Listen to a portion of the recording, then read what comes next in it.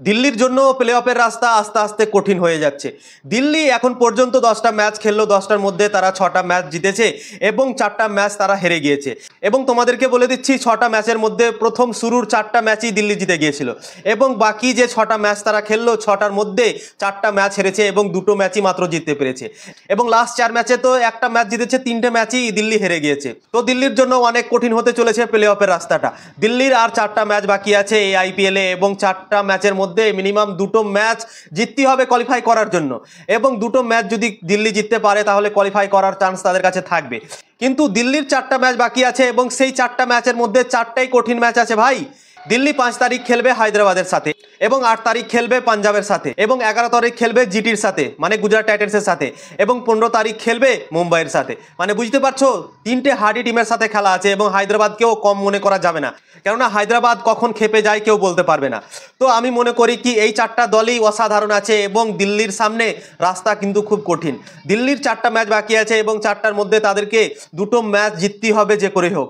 এবং দিল্লি যেভাবে ম্যাচগুলো হারতে লেগেছে মনে হচ্ছে তাদের রাস্তা প্লে অফের জন্য খুবই কঠিন হতে পারে। এবং দিল্লির ফর্ম খুব খারাপ টাইমে খারাপ হয়ে গেছে ভাই। এই টাইমে ফর্ম খারাপ হওয়া এবং ম্যাচ জিতা দিল্লির জন্য খুবই খারাপ খবর। এবং দিল্লিকে প্লে অফে যেতে হলে অবশ্যই ভালো ক্রিকেট খেলতে হবে। প্রথম 4টা ম্যাচে যে ক্রিকেটটা খেলেছিল দিল্লি সেই ক্রিকেটটাই আবার খেলতে হবে, না হলে প্লে অফের রাস্তা খুব কঠিন হতে পারে। কেননা হায়দ্রাবাদের সাথে ম্যাচ আছে, তারপর পাঞ্জাবের সাথে ম্যাচ আছে, তারপর গুজরাটের সাথে আছে এবং মুম্বাইয়ের সাথে আছে। গুজরাট আর মুম্বাই টপ 4-এ আছে এবং পাঞ্জাবও টপ 4-এর মধ্যে থাকবে। এবং দিল্লিকে যদি টপ 4-এ থাকতে হয় তাহলে অবশ্যই এই বড় দলগুলোকে হারাতে হবে। এবং দিল্লির সামনে এটাই চ্যালেঞ্জ থাকবে কি যে দলগুলোর সাথে তাদের খেলা আছে সেই দলগুলো কিন্তু টপ লেভেলের দল এবং তারা পয়েন্টস টেবলে অনেক ওপরে আছে। তো দিল্লি এখন 4 নম্বরে আছে পয়েন্টস টেবলে এবং দিল্লিকে অবশ্যই প্লে অফে যেতে হলে এই দলগুলোকে হারাতে হবে, না হলে কিন্তু প্লে অফে যাওয়ার রাস্তা খুব কঠিন হতে চলেছে দিল্লির জন্য। তো দিল্লি লাস্ট 4টা ম্যাচের মধ্যে 3টে ম্যাচই হেরে গিয়েছে এবং লাস্ট 6টা ম্যাচের মধ্যে 4টা হেরেছে, 2টো জিতেছে।